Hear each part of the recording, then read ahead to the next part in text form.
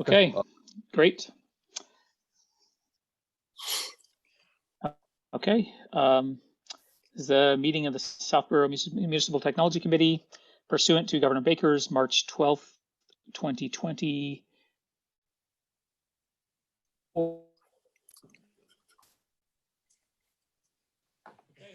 order imposing strict limitation on the number of people that may gather in one place. This meeting of the Southborough Municipal Technology Committee will be conducted via remote participation to the greatest extent possible. Specific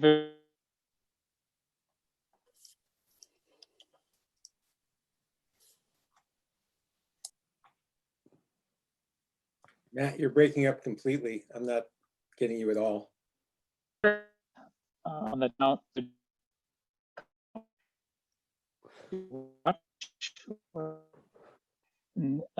finding the meeting on throwdown.com for remote.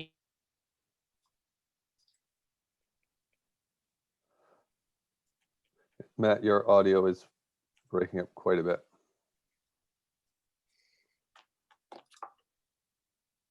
Oh, there we go. I think I dropped a connection there for a second.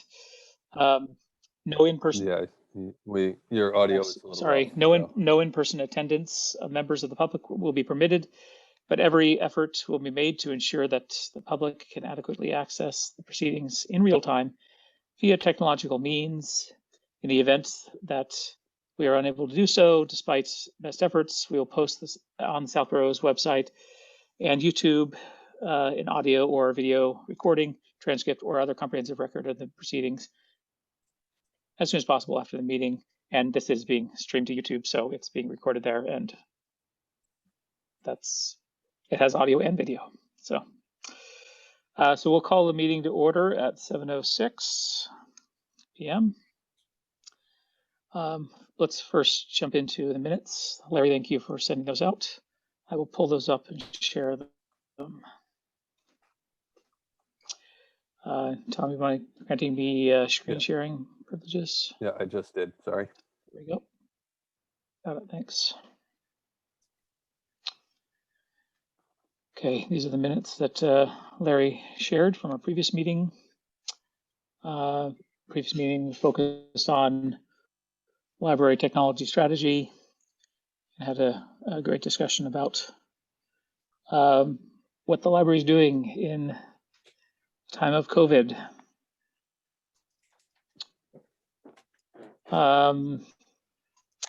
We also had a discussion about Zoom meetings, Zoom meeting rooms, the town technology status, nothing from public safety.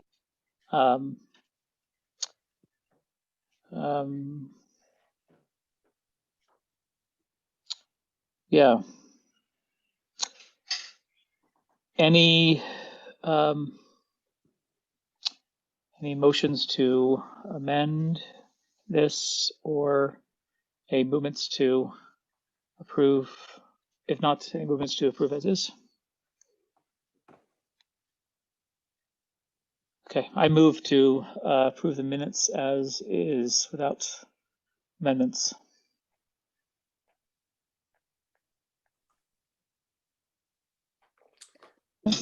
I'll let you second rather than me if you're approved. I second. Okay. Do a roll call vote to approve the minutes. Larry? Aye. Will? Aye. And I also vote in favor of approval. So the minutes are approved as recorded without amendment. Great. All right, let's jump to the agenda. Share my screen here. So we were going to be jumping immediately into a discussion with Chief Achilles with the fire department, but he was unable to join us this evening. He let me know just a couple days ago that he was very interested in joining us, but unfortunately, it's after I posted the minutes that he let me know. So we are going to strike that from our agenda tonight, and we'll probably invite him for our next meeting. One of the things I'm interested in, definitely keen on discussing with him, is he's very keen on the idea of through data and more and feedback from our department, for example. He's done this in other previous towns, and so he was. Matt, could you repeat what he's keen on, because you broke up when you were saying it? Oh, sorry. He's keen on. Maybe I'll stop my video. Maybe that will help a little bit. He's keen on data-driven decision making. So in his previous, his previous role, the town he came from, they would do customer feedback surveys for interaction with the fire department, and there are a few different metrics he was tracking. So he's definitely keen to join in a town-wide survey that we've sort of been discussing. And so I've started this morning putting together a draft of that using our new SurveyMonkey account, and it's not really to a point ready to share today, but in our next meeting, looking forward to sharing a draft of that. And we'll be collecting questions from different departments, and we can have our own questions and so forth. Yeah, obviously, each department will drive their own questions and their own agenda and their own decisions. But in Municipal Technology Committee, we'll have obviously work with Tom and deciding what questions are good for town technology. But it's more of a consortium. Like it's not really MTC's role to drive a townwide survey, but we will could certainly be a participant in it. That's that. Before we move on to the next topic, I just had a quick question. Where do I find the recordings of our meetings online? I wanted to listen to the last meeting again, or parts of it, before I wrote the minutes. And I searched the town website. I searched YouTube. I looked at Southborough Access Media. I could not find any reference to the meeting, so I had no idea really? where. If you go to the town website, and then there's the virtual meetings option in the main menu at the top. And then there's a link to previous recordings on YouTube, and it should be in the channel there. And I didn't even see that virtual. I assume the town does the town have a channel on YouTube? I guess it is set up as a channel. That's what this is. But, yep. Okay. Yep. So Ooh, we have 17 subscribers. Yeah. I'm going to have to subscribe. Mm-hmm. Okay, now I know where to look. Thank you. You're welcome. Have you, on a related question, Tom, have you ever done an analysis of which meetings are the most popular for views? No, I have not. Okay. I would. And no discussion about monetizing it, or there's nothing No. law about putting. Okay, So. good. All right, that's interesting. All right, COVID-19. Yeah, in our last meeting, we had a discussion about like the Zoom options, and Tom, I think you mentioned that you're going to possibly make a recommendation that we upgrade both. Yep, we did upgrade both rooms to the second one to support remote participation. Is that correct? Yes, it has been done. And it just came down to there were too many times already now that the committees were really good about. I said you have an hour and 15 minutes or whatever their time was, and they were really good about it. But the more I looked at it, we're in this at least through the end of 2020. We're calendar year 2020. So it just made sense. It was short money, and just kind of talked it through with the town administrator, and he was on board. So now, unless someone specifically requests to not have the public participation, all meetings are being set up for public participation. And I think the only reason that there wouldn't be public participation at this point in time is for executive session. So that's kind of where we're at. That makes sense. Sounds good. And has there been any discussions about post-COVID, once the actual meetings go back, either, well, first of all, I guess I have two questions. Post-COVID, is there any indication from the governor about allowing for meetings to continue happening virtually? Yeah, there hasn't been any indication about that. There was a question from the selectmen when they were doing their goal settings meeting about continuing to have it as an option. And basically they have a big desire to make sure all meetings are recorded. And obviously South Borough Access can't handle that, but we have some capabilities to do it this way. So as part of that question, that was, I don't know if you guys watched the selectmen's meeting. I know that Mr. Litt, who's in attendance, was in attendance for some of those. But they did an actual in-person meeting at the public safety building. They kind of got permission from the chiefs to do it there. And we basically just had a webcam set up that covered the whole room. So they asked if that was possible to set up other rooms that way. So I did actually meet with a AV vendor today just to get some kind of ballparks and some budgetary numbers of what it would take to set up the hearing room at Townhouse, the public safety meeting room, and also the meeting room at Cordoville Hall, to be able to tie into video conferencing capabilities down the road and broadcast. So yeah, would these basically be Zoom rooms? No, basically there was that discussion, but I want to keep it platform agnostic. So it's equipment that is certified to work with Zoom, but I don't want to tie the rooms to Zoom. I want to be able to, especially if we start having a departmental meeting or an internal meeting where we're bringing someone else in.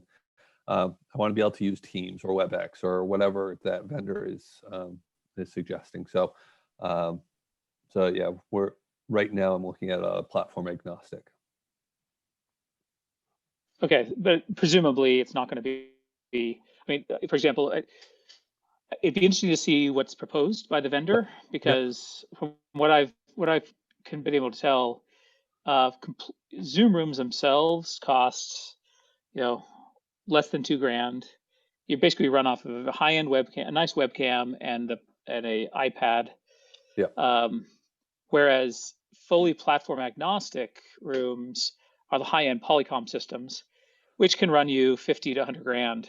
Right. Yeah. No. And sure, they'll talk to WebEx, they'll talk to Zoom, and so forth. Yeah. What I talked to the vendor about was basically, a good PTZ camera in each of the rooms. Sorry, public safety. I talked to them a little bit about making that one a little more flexible and having that one capable of doing really kind of a conference call type situation, because that is the emergency operations center as well. So I wanted that one a little bit more flexible with how they might use the room. But so what they're going to propose is, a PTZ camera, some microphones to be able to, broadcast to the far end, and then tying into any equipment we can for like speakers that are in the rooms and things like that. So basically, the way I understand it is they'll propose a situation where we have a USB cable connected to any laptop that we bring in, and Zoom or meetings or whatever would just see it as a USB input. So I'm getting that just so we at least have some kind of target of what we're looking at, we can certainly go back and forth on it. There was a lot of talk of having quote unquote shovel ready projects ready to go for if the governor releases it or grant There's Tom opportunity. going.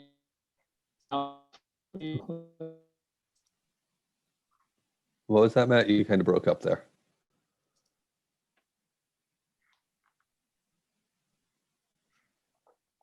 Oh.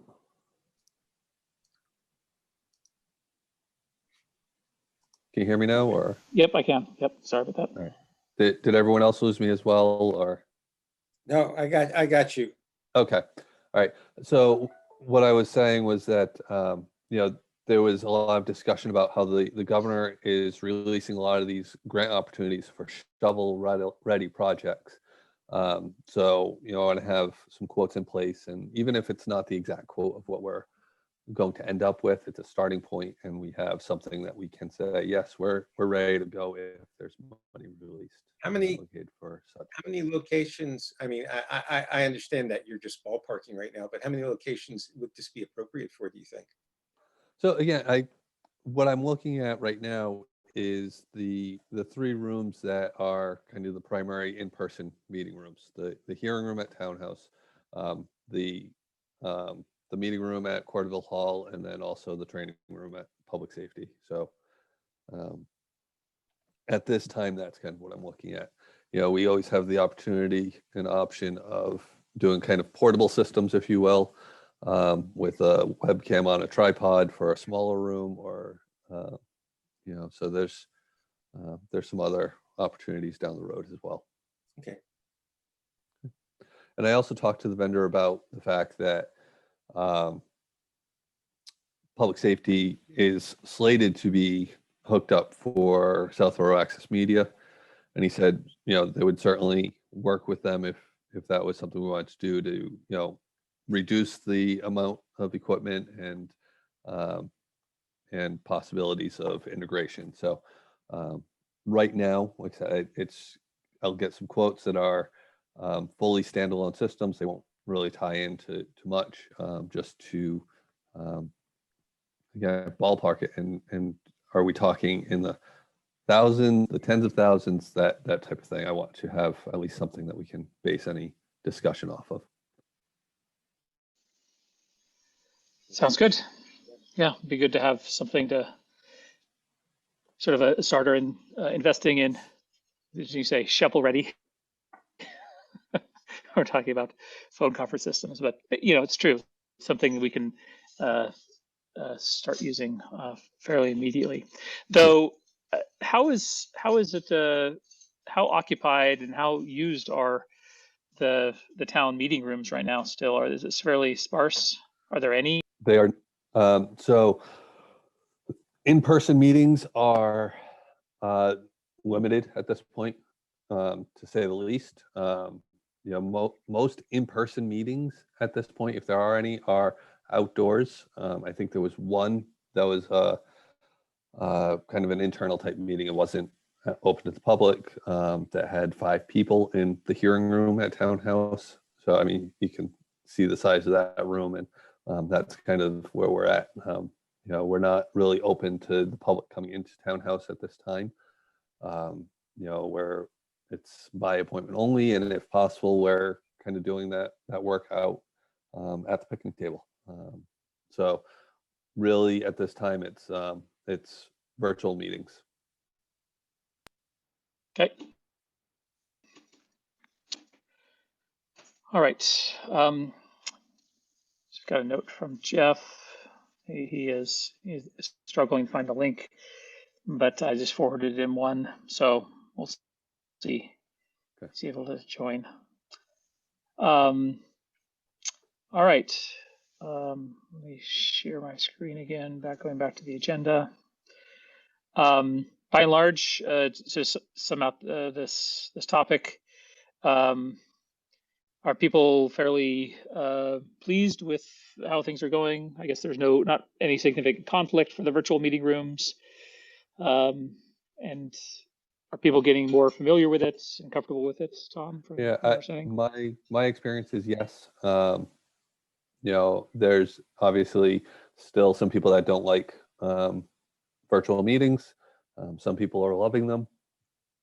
But other than that, the only other thing that I'll say on mitigation on technology is that I do have my FY21 replacement computers in.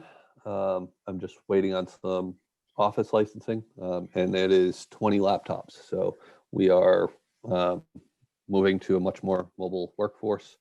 So that's kind of where we're at with that. So.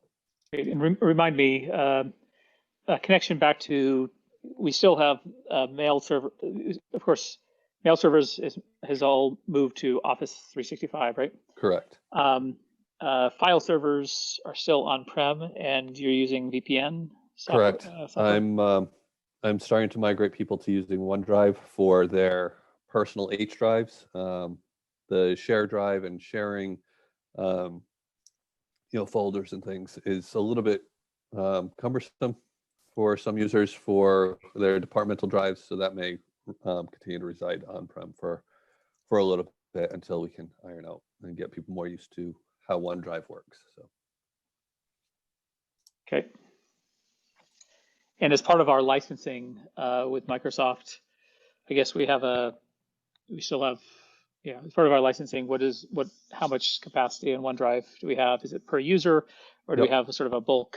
No, it's per user, and I believe it's a terabyte of space per user. So more than enough space, and more space than I could possibly think about providing on-prem, really. So yeah, so I think that relates to a question we had some previous meetings about backup targets. Yeah. Is there any backup software that will back up servers to OneDrive? Yeah, on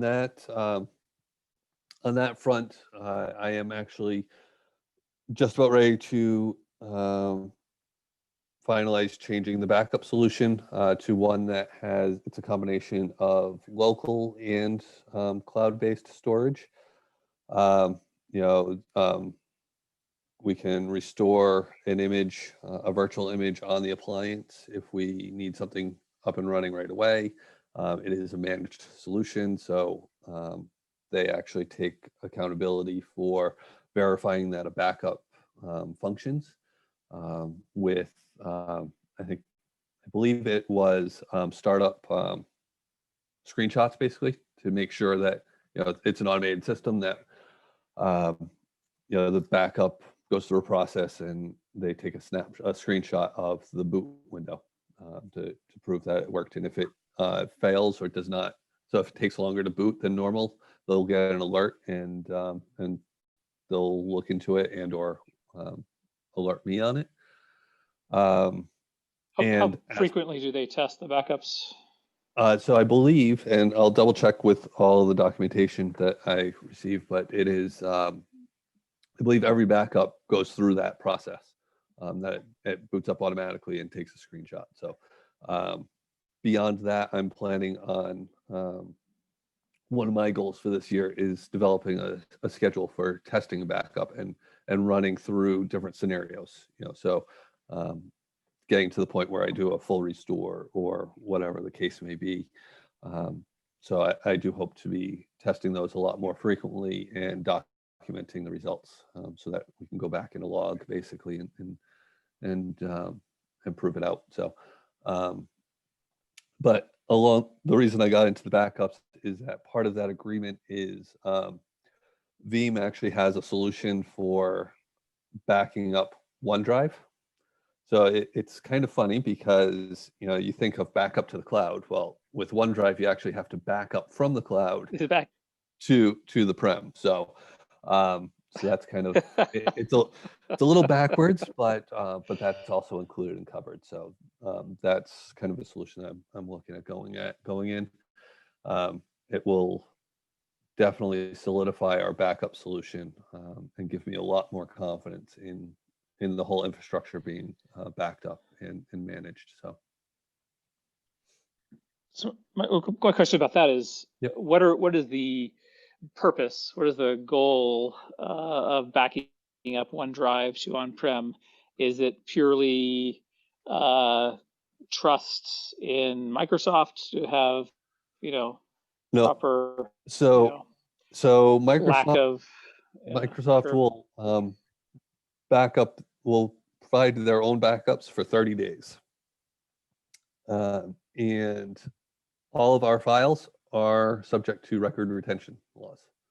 So this gives me the opportunity to recover well past 30 days. And also just, again, gives a little bit of extra security, an extra level of security on that, we can have access to data.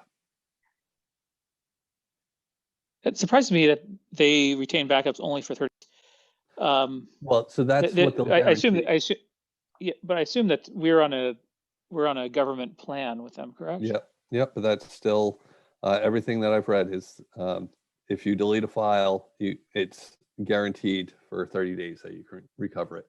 Beyond that, you need a third-party solution. So it really doesn't surprise me with Microsoft, that they would keep some limits. And also, I can imagine when they're handing out terabyte drives that they don't want to be retaining that for 10 years for everyone. So. Yeah, but I mean, government record retention laws are fairly standardized.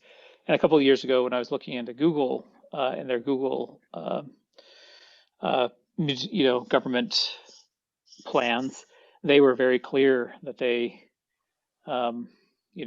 wanted to have. They were basically providing, things that would the options that would comply with law around retention. Yeah. So And Mr. put in a question about backing up network infrastructure.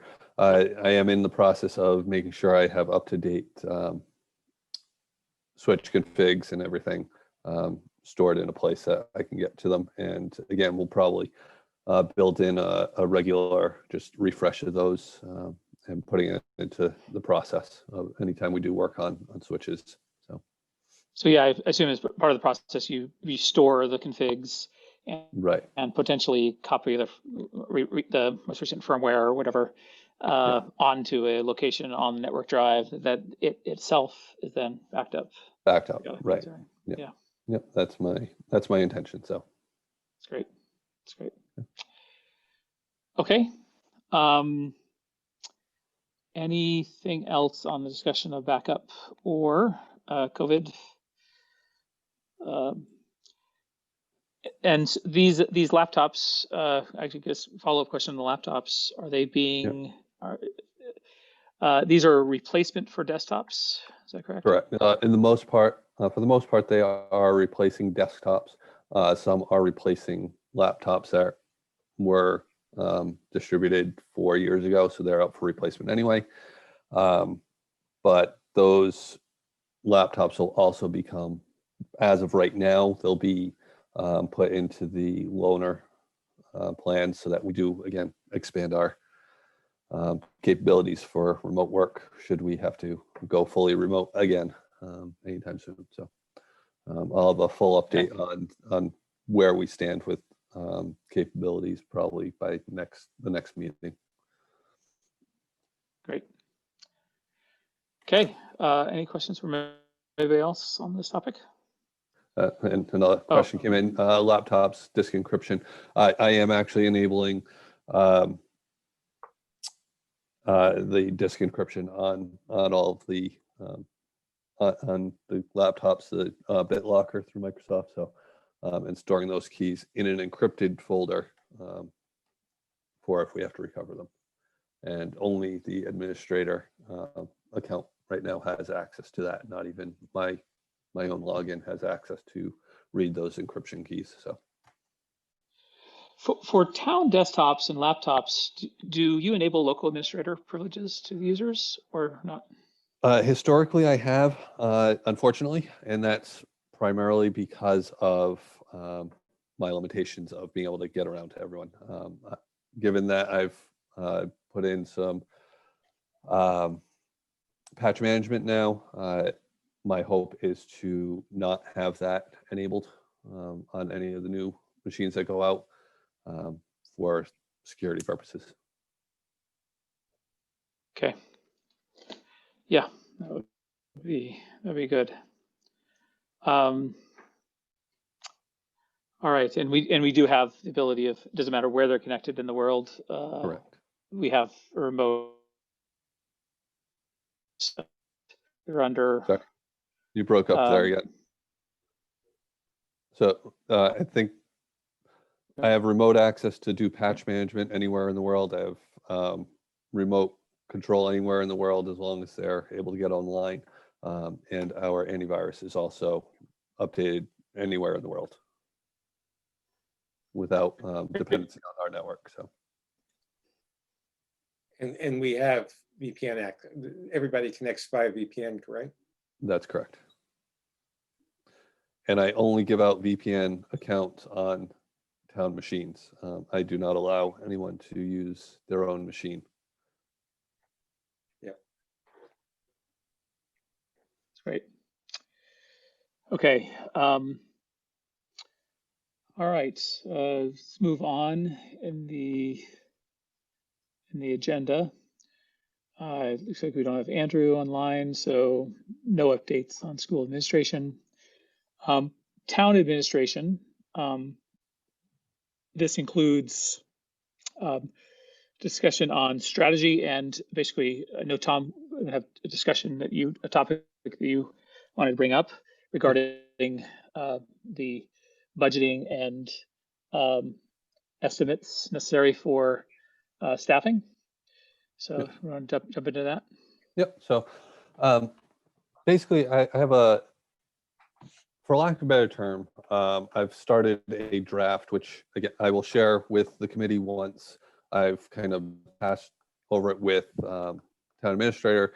It's kind of the department's strategic plan. So obviously it needs to dovetail with what you guys come up with as a committee for the overall town strategy. But really it comes down to, I want to set goals for myself and for the department. And one of those is kind of taking what advisory was really focused on as we were leading up to town meeting and actually put into their report for town meeting. And that's the idea of the staffing levels and some risk mitigation for the technology department. So today I sent an email to Matt and also to Tim Martell of advisory, who is really kind of the voice of this on advisory. So I want to get that process started. I want to have some discussions. I think it's going to be much more effective to have a collaborative discussion with myself, someone from MTC, someone from advisory, than each group looking at the IT staffing and coming up with their own conclusions. I think if we have some unity on that, that'll be good. So I would certainly I sent it to Matt today as the chair. I'd be open to anyone else being the MTC participant in that discussion and kind of putting a study together. And really what I put in my goals as how we measure this success is and the expected outcome is to be able to come up with a report of, here's current staffing level, here are the issues with it, here's where we think ultimately we need to be, and take that information and then also present a plan. Because let's just say we come back and say, really there needs to be 5 full-time employees in the technology department. That's great, but how do we get there? I can tell you right now that we're not going to get through town meeting saying, yep, we want to hire 4 more full-time employees next year. That's just not a reasonable expectation or approach as far as I'm concerned. Maybe that's what the report ends up saying, but really having a multi-year plan, I think that's the best way for the town to be able to plan going forward. So that's one area that I can certainly use some help from MTC to achieve a goal that I've kind of put out there for myself. And I have a list of probably about 10 or 15 things that between this year and next year, some are are a little bit longer term goals that I'll be definitely looking for some help to achieve. So I'd love to obviously assist with this. And I think that this would go well into one of the sections of the strategic technology plan for the overall town. And this would just, it fits, I think it fits quite well. And, the overall strategic technology plan for the town includes the things that are needed or goals for the technology department, as well as support and recommendations overall for staffing levels. So we can, obviously support as a committee, review, what the goals are, as well as what the proposed staffing levels are, so that when we go before town meeting, it is indeed it's not just you saying, hey, this is something we need to do, but you have the backing of the committee and, with feedback, obviously with feedback and reviews. So it's a sort of a group that's recommending it, and probably more likely to get past town meeting and be defensible, Well, as we discussed with and the other citizens. thing is, if you put it as one of the goals for the overall strategic plan too, is then maybe it's looking at school staffing too, and seeing where, maybe they have a security expert that, the town can use that person and offset some expense to it. So, I don't know that it's, and that's part of that whole come up with a Yeah. plan is, Yeah. it doesn't necessarily Holistic plan. Yeah. it doesn't necessarily mean we have to have everyone in house. Maybe it's, again, we have expertise at schools that we can pull from, or, it's okay, we need this particular contracted service on retainer. However we achieve the coverage. But like I said, we're already into the second month of the fiscal year, and I know that it's kind of a priority, or it has been stated as a priority for advisory. So I would rather get ahead of it and start sooner rather than scrambling again before town meeting. So yeah. Hey, Okay, Matt, so go ahead. question: Who should Tom run these plans by? I mean, sounds like the advisory committee is interested. I would imagine Mark Purple, maybe just give him a heads up on it. Board of Selectmen, would that be someone he should run it by? But so what I'm proposing is that the plan should be a subset of the overall strategic technology plan. So basically, it's an output of our committee. Okay. Obviously, closely creating with Tom, and then so once we've reviewed, and of course, in terms of drafting that particular section, Tom's already started. I'm happy working with him one-on-one and bringing it back to our committee for our next meeting, and then incorporating any revisions and comments, and then basically the committee, obviously Tom can bring it, or we as a committee can bring it to the selectmen and say, hey, here's what we recommend, as a committee. And Okay. related question, before I ask whether I should be concerned that there seems to be blue radiation coming out of Will's eyes, how are you doing with your part-time employee search? Yep. So we're active in the hiring process at this point. We have what's that? You have a candidate? Yes. We had a couple setbacks, so I'm hoping that we will have it resolved pretty soon. That's where I'll leave it at this time. I don't want to put too much out there at this moment.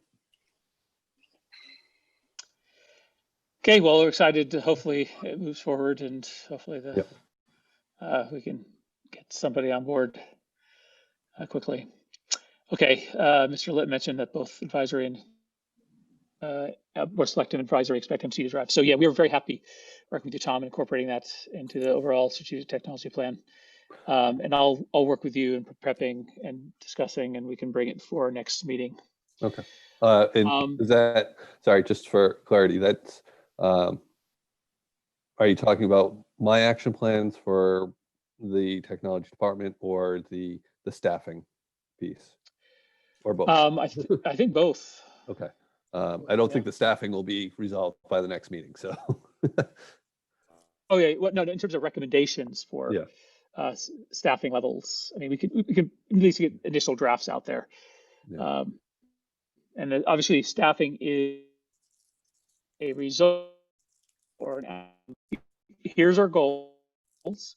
In order to achieve those goals, we need to have particular staffing levels. yeah, And then, it's simply a consequence of what our goals are, and if we're going to make and meet those goals. It's just fairly straightforward. All right. Also, Mr. Littman had a follow-up question on the laptops. Any yeah, ability of doing, remote wipes? Though, if it's very strong encryption, then it's effectively and there's no access to the keys, then then it's effectively unrecoverable as long as yeah. you don't So, necessarily need remote wipe, right? yeah, I am looking at those options. You know, Microsoft has certain levels of Find My PC. That goes only so far. Um, but beyond that, it comes down to risk mitigation. And how much we're willing to put into that expense, knowing full well that for the most part it only helps if someone doesn't go and wipe the hard drive anyway. So, and again, with the BitLocker, if you take the hard drive out, again, I'm sure there's ways around it. There's ways around just about everything out there, unfortunately, but it at least gives me a certain level of confidence on it. So, Yeah. But this sort of relates to another thing we've discussed in the past, which I'd be personally very happy to contribute to, which would be employee training around security hygiene, including physical security hygiene of mhm, technology devices. Things like, don't leave things in your car, in your, if you're going to, anytime you're transporting your laptop, try transporting it in your trunk. Uh, don't leave an outlet open. Always close your laptop, um, or yeah, log out. yeah. And I assume, but by the way, there is auto log out, Yes, which I after get, idle time policies. Is that? yeah, I get complaints about at least once a week. It's like, "Oh, it seems to Okay, lock every good. 5 Okay, so minutes. that's And, it's working. and I said, it's Right. actually set to 15. Do you want me to set it to 5? I will. I wish I could set it shorter. Um, there was something else that you mentioned that, so one of my goals for this year is to really set up an employee training program. So, again, if you're willing and able to host a training, that's great. Yeah, I want to get things on a calendar, and yeah. knowing that, I'd love to do that. So you and I work together and yeah, putting something on the calendar, and I'd say it should be something like periodic, like yes, at least once a year. All employees should go through some basic security hygiene, yeah, physical and virtual security hygiene. yeah, Yeah, and I've done some phishing training opportunities before, minimal participation. So definitely trying to get more buy-in to it, and, trying to keep, the 30-minute session, even if it's, here's the entry level, and now, next week we'll cover the more advanced stuff. That type of deal. That it's just, I think it's a good thing to invest in really the biggest risk to our security at this point, which the is between humans, the seat and the keyboard. So, absolutely. It seems to me that since you have been putting together various training, I've noticed, you've done some phishing training and some email training and whatever. It seems to me that I'm assuming you're capturing those trainings somehow. Um, New employees, for example, should be required to watch the sequence of them in their first 2 weeks or something, like we're required to watch the video on conflict of interest laws just to be on this committee. It Yeah. seems to me that there ought to be this list and pointers, and when somebody joins, it's okay, I need to have you see these 5 training videos over the next 2 weeks and send me an email, claiming that you've done it or something like that, just to make sure everybody's up to date on your current training level. Yeah. So on the capturing the trainings, the email one, the use of the town email system, I did capture that one. I hate being on camera. I really do. But I knew that I just needed to do it. Well, you could just post, a sequence of slides with an overvoice. Yes. You don't like being on camera. Yeah, well, I don't like recording myself anyway. That's one thing I really dislike about these meetings is that I'm on camera. It's just a personal thing. I know, in fact, we edit out everything except you, so that I have videos of just Tom. Yeah, right. Yeah, so it's something that I'm definitely getting over through all this time. And obviously, there's definitely more value to running a training and having it recorded, because now I only have to run it once. And actually, this last one, the email one, I did as a recorded webinar. And you can register to rewatch the webinar. So I can kind of capture who registered to view it live and who actually has viewed it after the fact, which is kind of nice, an accountability standpoint. I know there are training programs out there that will do the tracking of, yep, this person watched this video, and answered these questions on it or whatever. But whether we want to go there or not, that's a discussion for a later time. But just know that my action plan for this year really, it is, by all accounts, it's an aggressive plan and will need support. And there'll be definitely opportunities that you can help me out, is what it comes down to.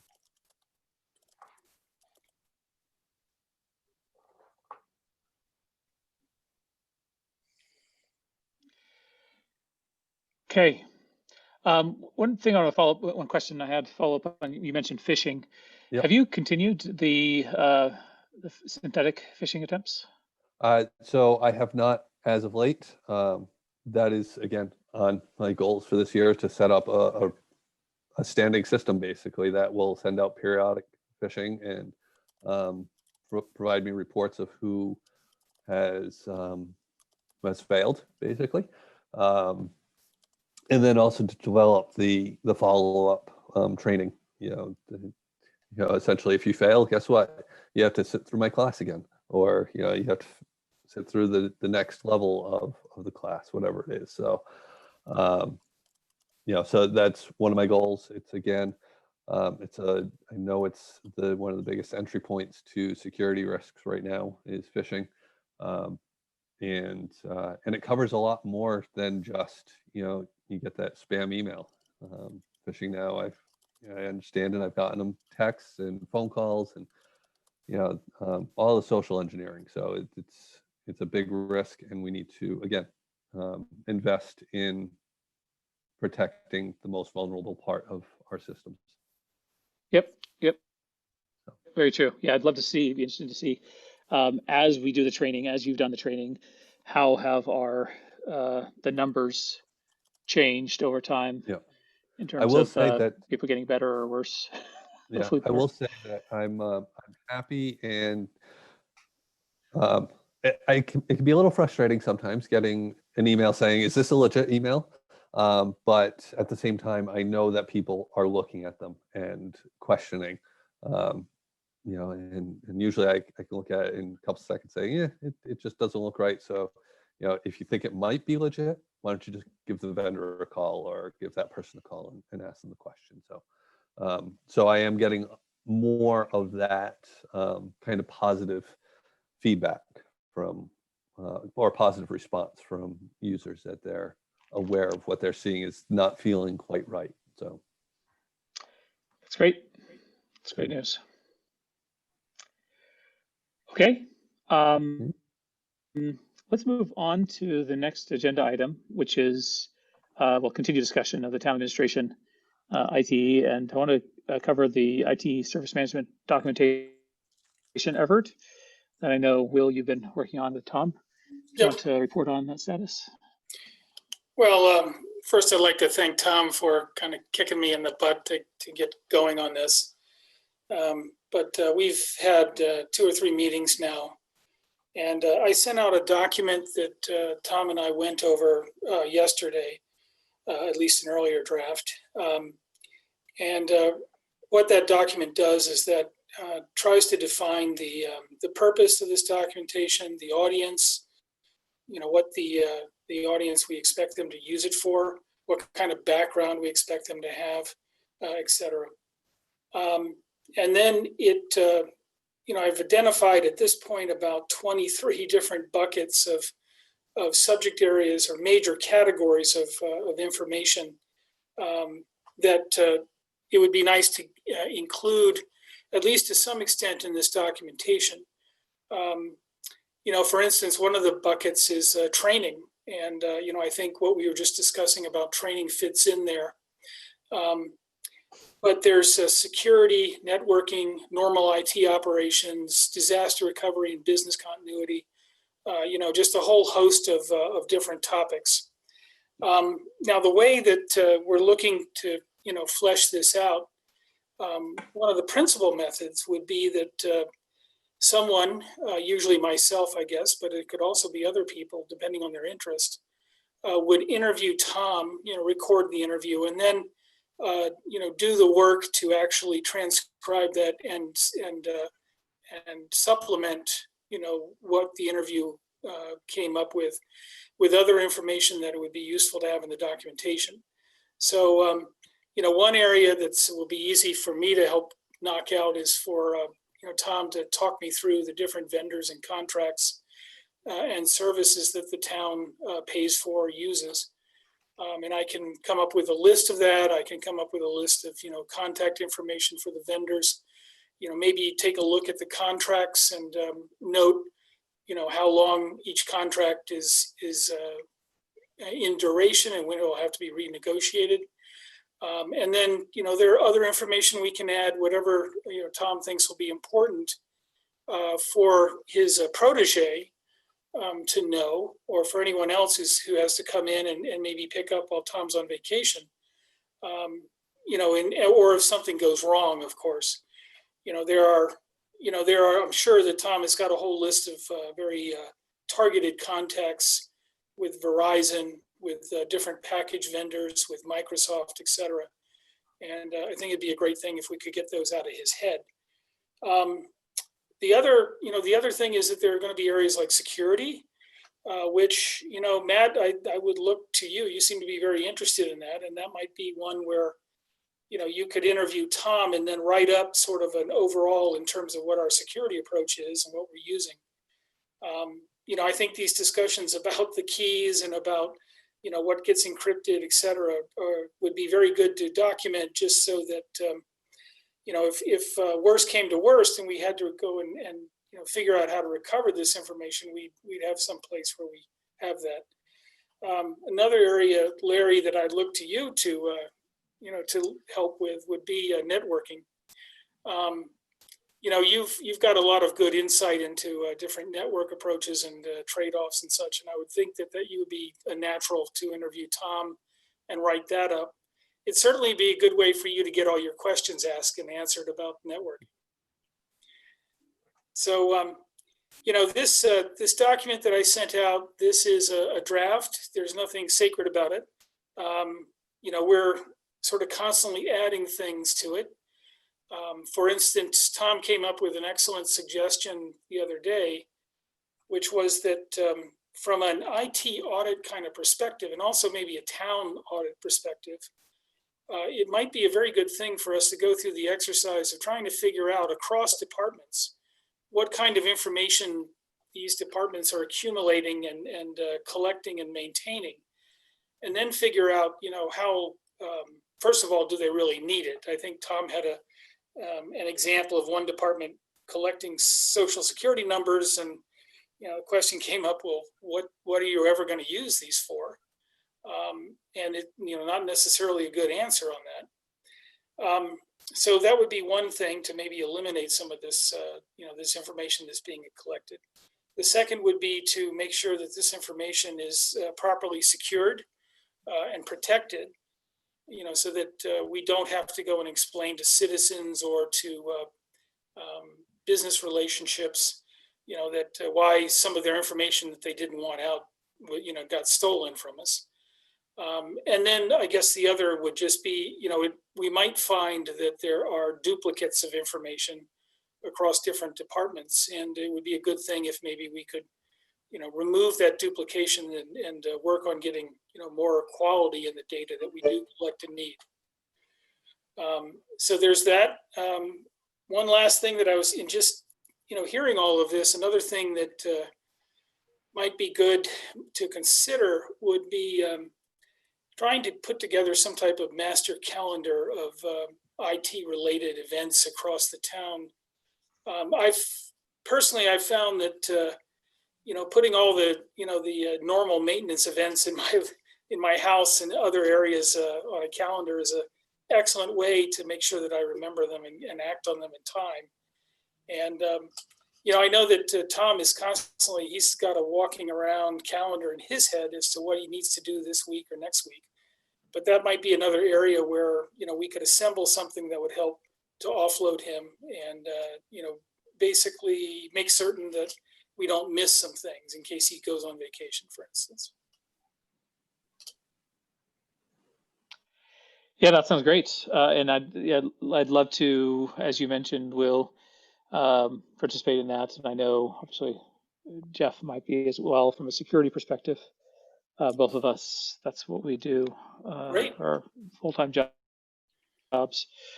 And agreed about leverage Larry's knowledge as well on the network side.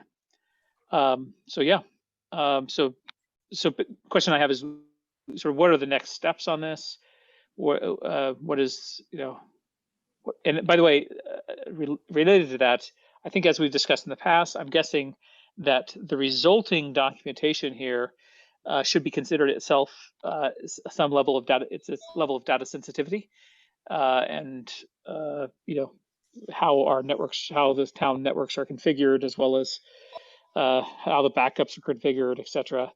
That should not be publicly disclosed. So the documents themselves should be considered sensitive information.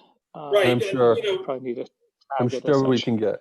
Sorry, I'm sure we can get a legal opinion on that as well, just to put a kind of a nail in anyone trying to say that no, it should be public. And to that end, we might want to inquire about that sooner rather than later. Before the documents. Especially if we continue discussing it in an MTC meeting, because if it is a security thing, I believe it falls under one of the exemptions to be able to do executive session. So that would be something to keep in mind. Will has had some discussions with people on that topic. Yes, I have. Let me just go back and tell you the history of that.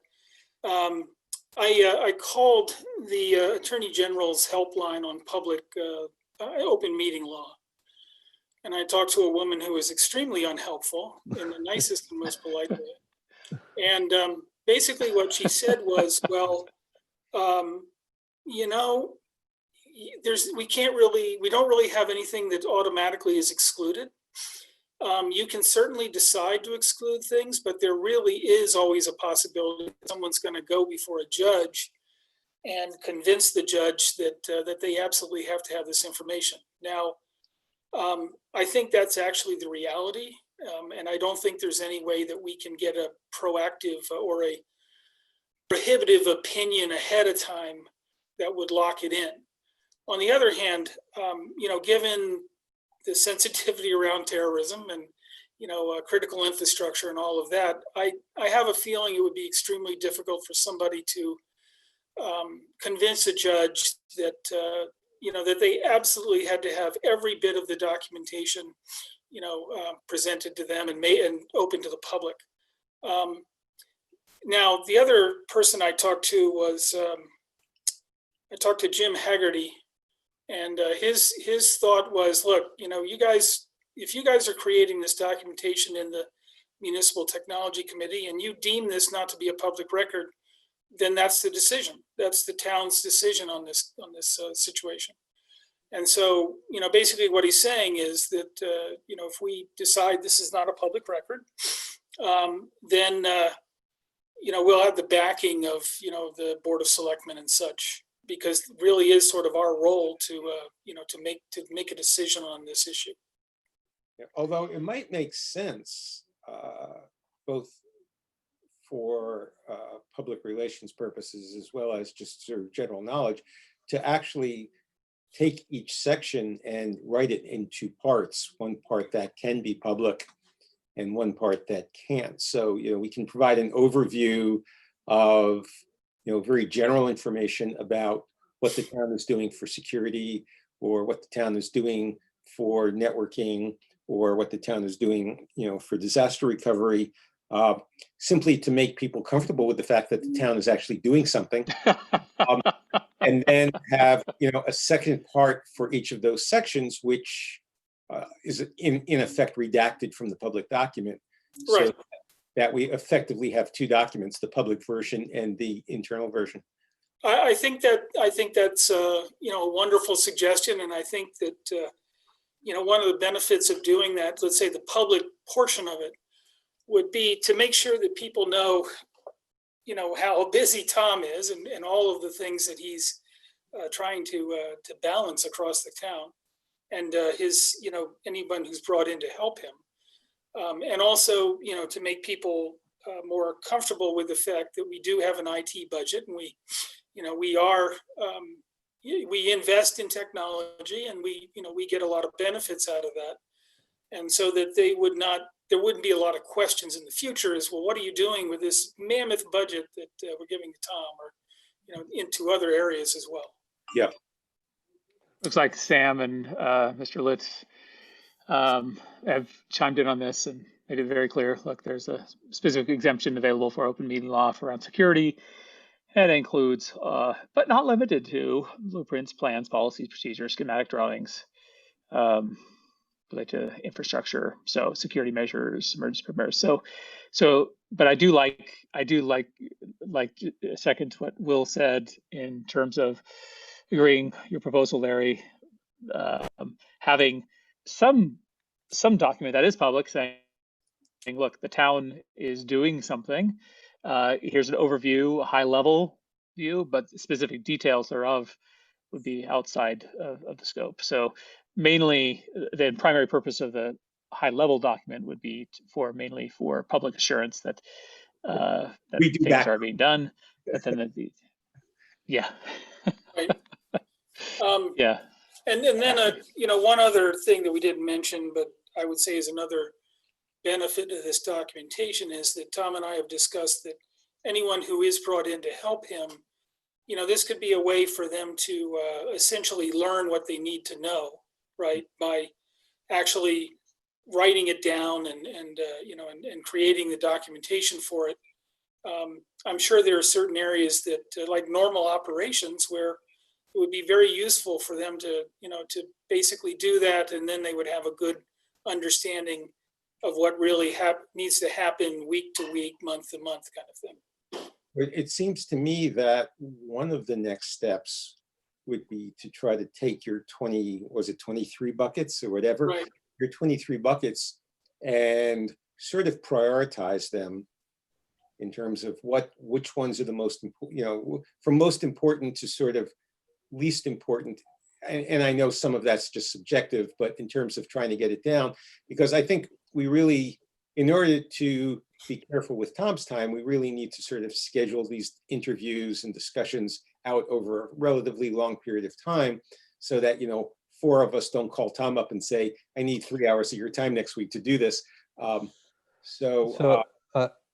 that, I will say, please trust me and, call, and I will tell you that my schedule's busy next week. If you're available and willing to work on this, to Will's point, that's why I said, we got to get something on the schedule, because otherwise, if everyone's just assuming, oh, Tom's going to be too busy to talk to me, we never get anywhere on it. So, if there's an area of interest for you, give me a call, shoot me an email. We'll get on the calendar. And I'll manage my time, and I'll be honest with you if I expect a lot to be coming up the next week. So, okay. Well, the other thing I would say is that there are certain areas that we can probably knock out pretty quickly, that will be, have a benefit. I was thinking the vendors kind of list, where there's probably a lot of donkey work. Pardon? It's actually primarily already done at this point. Oh, so okay, good. Well, that's the other thing, is that Tom has already begun a number of these sections, or has already created documentation for a number of these, that are related to a number of the sections. So, I think we can begin pretty quickly to assemble, portions of it. And I know that, one thing we'll probably do is we'll learn, how to do this more efficiently as we go along. But as far as prioritization, I would look to this committee to, if people think a particular area is really the most important. Obviously security is a pretty important area that is always under attack, and maybe that would be a good one to prioritize. Things like the network.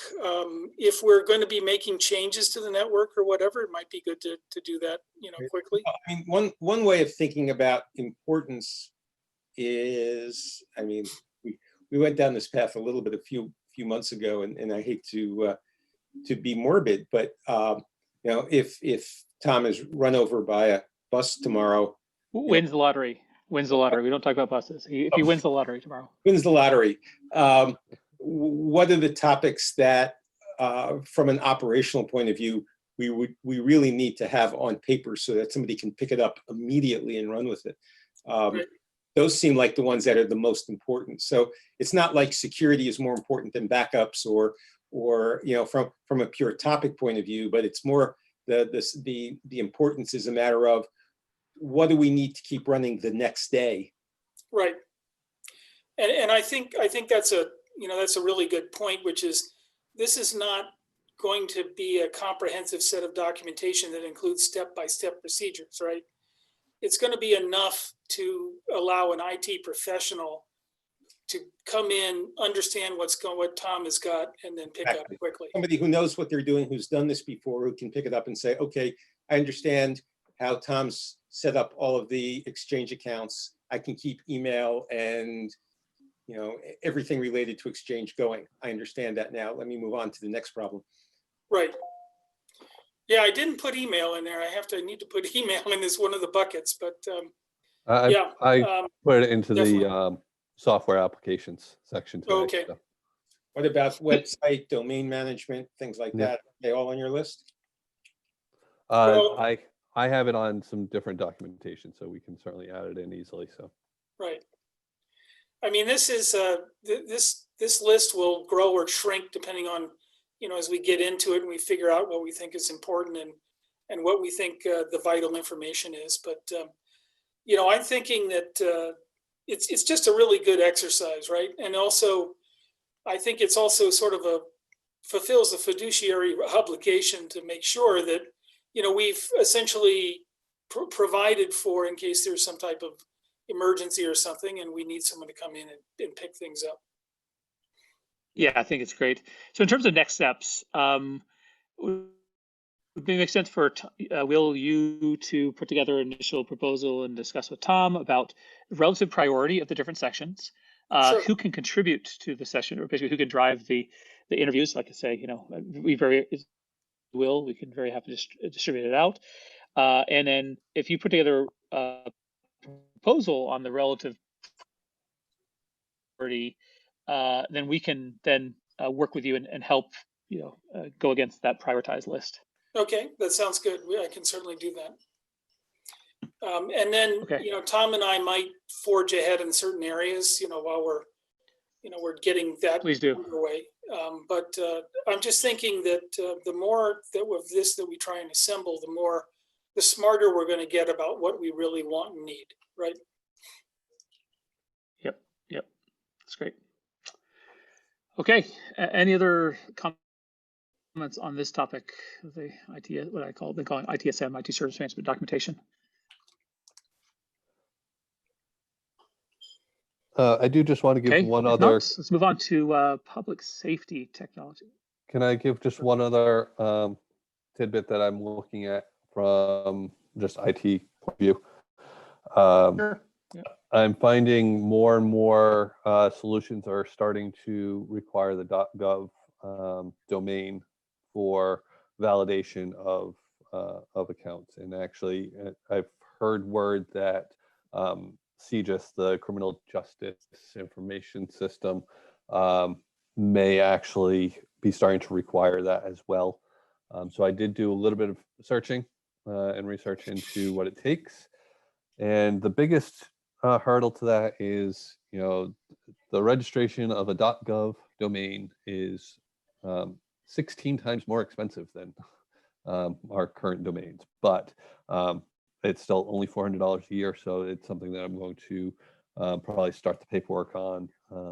It's basically one place you can get a .gov domain. Now we're what? I'm sorry, I'm trying to formulate the question. That's okay. What kinds of things are you bumping into that required the .gov domain? So it's starting to, one of the things that I ran into was I was trying to help the police department get their Facebook page, through the new authentication steps that Facebook is requiring for some organizations to do. And one of those ways is to validate that you are in fact a .gov or sorry, a government agency. And in order to do that, they want to validate against .gov. So then the CJIS system, again, Criminal Justice Information System, I believe is what it stands for, is also, I've heard from a couple people that they're starting to require police departments to validate against a .gov domain. So, it is best practice, I believe. .com is meant for commercial. Surprised to see that we had a .com anyway. So yeah. So I mean, I was when I arrived, but I also knew that it was going to be a big undertaking to get everyone, retrained and whatnot to use .gov. Doesn't mean we can't use both, one as a redirect to the other. So, but it is a little bit more cost prohibitive, but I think it's the right thing to do. So that's going to be something that at least at the latest for next fiscal year, I'll be proposing, but maybe even sooner to start the process. So I like it. I would definitely support that. Mm-hmm. Yeah, definitely. And by the way, would we do it southborough.gov, or would you have to do southborough.ma.us.gov or something?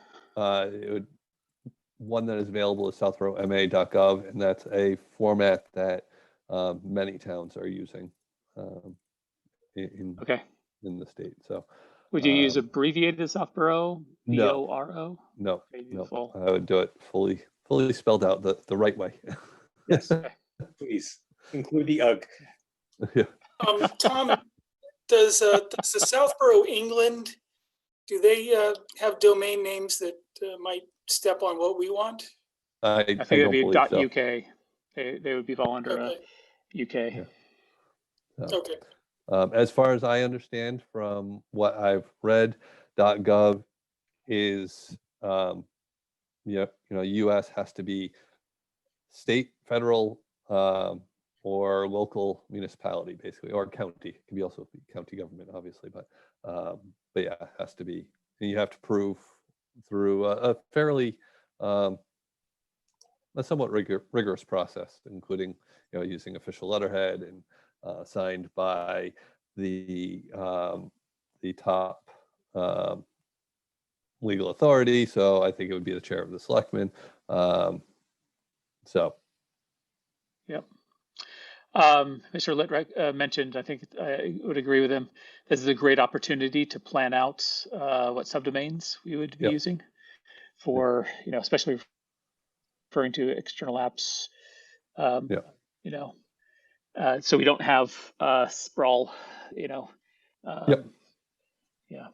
So hopefully, Yeah, and rather than even just sort of transfer everything off our current southboroughtown.com over all the subdomains, we should look to clean up if possible. right, and even for groups like the library that have a separate domain, giving them, library at Southborough, library.southboroughma.gov or something to that effect, something. Well, as I noted, I think that domain management is definitely a bucket in the ITSM. Yeah. So. Yeah. Okay. So I just wanted to make you aware. This would be a great opportunity, in my opinion, to standardize the website and the email onto a single, so actually use MX records to point email to a system versus the regular Definitely records. Yep. So, and definitely getting away from, where southboroughma.com for email, but southboroughtown.com for the website, that has driven me nuts Exactly for 4 years as well. So, and it's again, driving everybody in town nuts. So it wasn't kind of a appealing project to take on, but now it's kind of starting to be forced, and we'll do it the right way. So. Great. Okay, let us know how we can support. Yep. Okay, jumping on to public safety. Any additional news on the technology for public safety building or radio system? The only thing I'll report on is I believe that police and fire are continuing down the road of investigating the change to digital radios. DPW radio system, which is going in as digital, is being installed this week. They were actually doing vehicle installs yesterday and today. I believe continues throughout the rest of the week as well. So DPW should be up on their digital system. We'll call it end of next week if all goes well. And I've suggested that they do kind of a field test in some of the trouble areas for coverage for police and fire to kind of prove out if digital is going to solve those. And knowing that DPW is operating off of one tower as opposed to police and fire, which have two tower sites. So that's great. What's the status of getting the permits for the fiber run to DPW? I am awaiting word from the vendor on that. I actually just signed up for an account for the MassDOT system, but I need to put in a request to see if they can add the particular application number to my profile so I can check the status myself as well. But I'm hoping that will be completed very soon. But then again, we're talking about a state agency as well. I'm definitely interested in seeing if they've the success or seeing how they do in those trouble spots with digital. I've recently, so my wife and I have had ham radio licenses for some time, but recently I can somehow convince my 4 boys to also get their ham radio licenses, and so including my 10-year-old. So he went through the exam and studied, and he passed it. So they all now have licenses. And one of the things we did for them, but by getting their license, was get new handheld amateur radio licenses that transmit on the 70 centimeter and 2 meter bands that are also DMR, just digital mobile radio. So we can do analog and digital. And during one of our mountain biking expeditions, we discovered that, actually digital can go a little bit further than analog. Because analog, you get a lot of static, but digital, of course, with the ECC and so forth, it is successful. Think of almost a mini range extension. Do you all talk in Morse code over dinner? Luckily, it was what's called node code tech, so we didn't have to know how to learn code to pass the exam. Got it. Yeah, my understanding of the difference between digital and analog for coverage is that digital will go a little bit further, but when it's out, it's completely out. Whereas analog, you may be on the edge of range, and you might, similar to what's happening with how we're hearing you at times today, Matt, that you'll catch maybe every other word, but there's still some communication coming through. So I'm interested to see how the switch to digital does impact their operations. I'm very hopeful that it will, improve their coverage. There's not a guarantee, and I don't know that there's going to be a report that will say that there is a guarantee, because obviously not many people like to put 100% on theoreticals. But there is still a chance that we will have some dead spots and have to address them. But I think it's where we're moving in a direction, and hopefully we'll have the most stable system possible for them pretty soon. Say that public safety is actually moving forward with moving to digital radio, or still investigating? I'm unclear myself on exactly where they are in the process, but I know that they are working towards it. Now, can they run both in parallel, so that they might upgrade some cars to digital, but not all of them, or is it a hard switch over? So this is where I don't have the expertise to answer. I just know that all of the equipment that they have is capable of doing both. I believe, and again, this is just my understanding through conversations, that it's somewhat all or nothing for the department. Got it. They would be able to switch to analog potentially, or they can get analog from, say, Marlboro, if that's a mutual aid community. I don't remember which ones are mutual aid and which are not, but the equipment is capable of handling both. Whether or not they can operate within the department that way or not, I'm not quite sure. Okay. Yeah. Big question is whether most likely the repeaters that they have are configured to either digital or analog. They operating on a particular frequency. Most likely they did not procure basically two sets of repeaters, one for a digital and one set of analog. Correct. And it's true that anything that operates digital typically will operate analog as well, sort of backwards compatible. But it will most likely it'll be a sort of a full changeover. They'll schedule time and change over everybody to digital. So. Hey, Tom. Okay. Do any of the town buildings or town officials have a radio that they could talk to the police directly over? I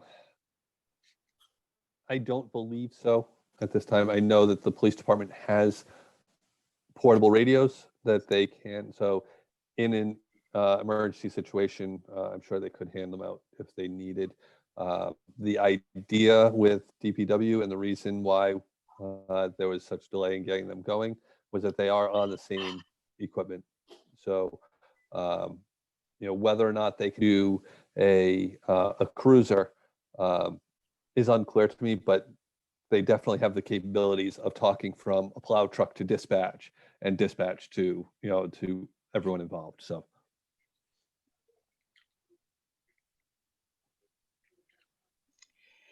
Okay. Any other questions or comments on public safety? And how's the building working out? Any issues with the new switches or wireless networks or printers over there? No, it seems to be running well from a technology standpoint. Actually, the other thing, sorry, on public safety, we switched over the recording of the dispatch phones to a solution that's more integrated to the phone system. I don't remember if I had mentioned it to this committee before, but it was prior, it was basically line taps on the handset. So they were analog that way. And now it is digital, it's connected, it's basically doing port mirroring and port capture for the recording of those two phones. So with that switch, we do have the ability down the road, if the police department wanted to add additional phones to the recording very easily, just a matter of licensing and making sure the right ports are being captured. So Talking about network port mirroring and capture? yes, yep. Do they not use TLS for transit? So it is, but they're able to capture that as well. So the solution they have captures it at the local switch level. So you're able to effectively, as long as you have the certificates, the private key that was used to generate the certificate, you could regenerate the stream. Correct. But it's a little bit surprising to me that you have to resort to network port mirroring for your recording. So there are other ways of doing it, but this integrates with the 911 recording. So it puts all of their recording in one place. So it's the solution the state recommended on it, short of continuing with these little plug-in devices that were Yeah. Well, possible. anything's better than that. So I mean, if they're mirroring the port, then they're basically capturing the entire TLS exchange, including the key exchange and everything else. So, they are, but you'd have to have the private key of probably the server side to be able to reconstruct or basically decrypt the TLS session. Yeah. But presumably they have access to that because just capturing the session alone, you can't reconstruct the sessions. That's sort of what's called a man-in-the-middle attack. Yeah. So it's are there more eloquent solutions to it? Probably, but it's the one that both sides supported. Support. So okay, and that's the important part for me. So okay. Going back to the discussion of the website, Mr. Litt posted a follow-up question on post-mortem for the website server migration. This is, I think, the data center migration for the software that the service that we're using, the SaaS service we're using. And it was down. I will have to go back in my records, but I believe they did do a post-mortem report on it. I don't have that at my fingertips, so I will certainly look into it and verify that they have done that. Okay. Any further questions from the group on public safety or town IT before we move on? If not, let me pull back up the agenda here and share MTC processes. So I will be continuing to invite department heads to join us for each meeting. And once again, I've already discussed with Chief Achilles that we'll target him joining us for the September meeting. 5G wireless. I noticed that I think there was a link shared in the group. I think it would be useful to discuss that on a town that was unsuccessful at challenging the FCC rules or something like that. Is that a link that Larry, you, or Will shared? Yeah, I shared it. I'm currently in the middle of writing a series of white papers on 5G for one of my clients, and so I'm continually scanning the world for 5G articles. And that one just popped up a few days ago that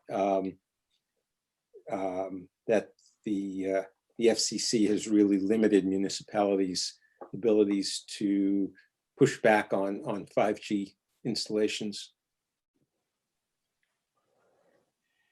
Interesting.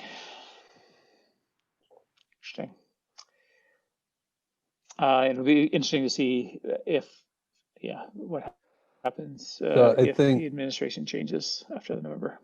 Yeah, I think that Southborough is still in the position that you're not going to find Southborough being on the short list of locations that Verizon's going to go after. Just by, and I'm saying that with all seriousness, with the fact that there is a policy in place, because with a policy in place, that means they're going to have to fight it. Even if they know they're going to win, there's still a process to fight it. So I really think they're going to go to locations first that don't have any obstacle in their way. That seems like a logical business move. Now if we were in Boston and had that policy, they might say, well, it's worth the fight to get Boston up on 5G. But sleepy town Southborough. Now granted, you have the Route 9 corridor, so that might be a nice thing for them to touch on. But I think just by the fact that the selectmen do have a policy in place, it will at least prevent some, or put some pause in. For on a related note, what was the way for people who are interested? Okay. Yeah, on a related note, what happened to what was the latest status on the cell tower antenna that is the flagpole in front of Townhouse? Was that restored back to its original?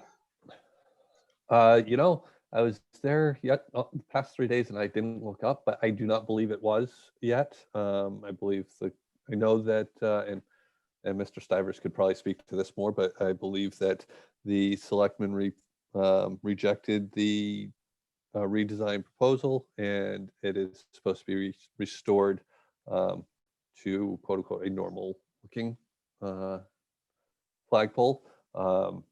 Whether or not the extra structural supports that they put along the length of it, if those remain, I don't know, and it's not something that I'm in close discussions on. Looks like just what Sam added a comment that it's not restored yet, but is being rebuilt. One question I'd have is, you're telling me that this firm went and changed our flagpole without actually having permission to do so, and now we're having to get them to change it back, right? Yeah, so it's pretty weird. I don't know all the ins and outs of it.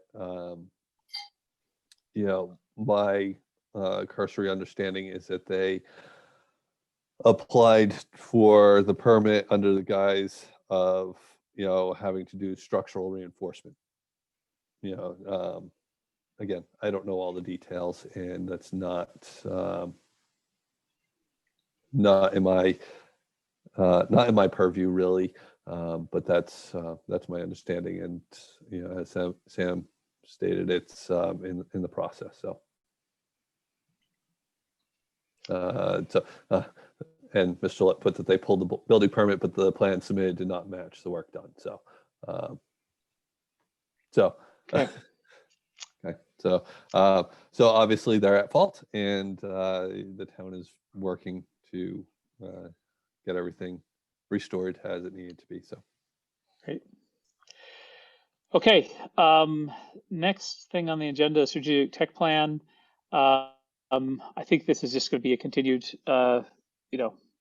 we do need to get back into it. And I think the portion of the tech plan around the objectives, the goals, as well as staffing would be a great sort of kickstart of us jumping back into the tech plan, the STP, as we prepare for the next all-town meeting. And I haven't been following the discussions recently, but I'm guessing there's pretty much ruled out the prospect of a all-town meeting for the fall. Is that correct? And we're just targeting this next spring one. Is that correct? From what and again, Mr. Stivers could certainly chime in, but I believe that logistically it was determined that it was not feasible, and in part because it's an election year. Mr. Hegarty has been inundated with early voting and mail-in voting for the state primary, and if you fast forward a little bit and figure out the timing that, we're talking possibly October, and how does October play to November? It's going to be, really, really basically impossible for the town clerk's office to Handle breathe. both. Yeah. To breathe. Yeah. They'd be completely underwater without the Yeah, hope yeah, of yeah. even a straw. So that's Yeah. So Mr. Shriver says no fall town meeting unless there is a citizen petition to force this. Yeah. So, Yeah. okay, so It's good. look to the future. We have some more time to put that together and get it put out for the public. So Sounds good. Okay, technology service and town-wide services combined survey. I had hoped to have by this meeting a draft of what that might look like, including some technology-related questions, but I'm not ready, so I will prepare that for our next meeting. That is pretty much everything I have on the agenda. Is there any other topic that I missed that or related additional questions on these existing topics? So again, the only other thing that I'll raise, and kind of goes back to my comments about scheduling. If you have questions or concerns for me, please reach out. I actually would welcome phone calls or visits when we're back into having visitors in the building to discuss things that are going on. It will remind me of things that I promised to work on, and I think will raise other questions and concerns to all involved if we have regular communication. So sounds good. Thanks for the invite. Okay, so before we move on, before we close the meeting, let's talk about our next meeting. So far we've been targeting last month we moved to the third Wednesday of the month. And so in September, that would be the 16th of September. Is everybody available for the 16th of September? I'm going to say that I may not be available, the end of September. With school starting, I believe they're going back that day, actually. My kids, sorry. And, I just think it's going to be a lot for all of us to process. So, feel free to have a meeting, but I just know that I may or may not be able to be present. I may need to be, kind of supporting my kids and their transition to this, whatever we want to call it. I'm not going to call it a new normal because it certainly is not normal. Would it be helpful if it were a week later? Yeah, that would probably be helpful. Just the again, 23rd. If that works for everyone else, I would just appreciate it myself if the week of the 23rd I'm unavailable. I'm tied up all that week, but any other week in September, my Wednesdays are fine. Okay, how about I'd love to have both of you if possible. How about the week of the 30th or the 30th, which is a Wednesday? 30th. Works for me. Okay, let me just check availability of the rooms here while I have it in front of me.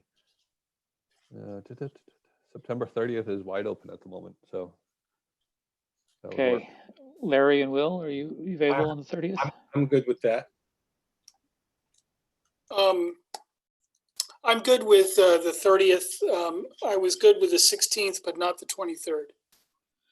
Okay. Yeah, 23rd I see is master plan. Right. So.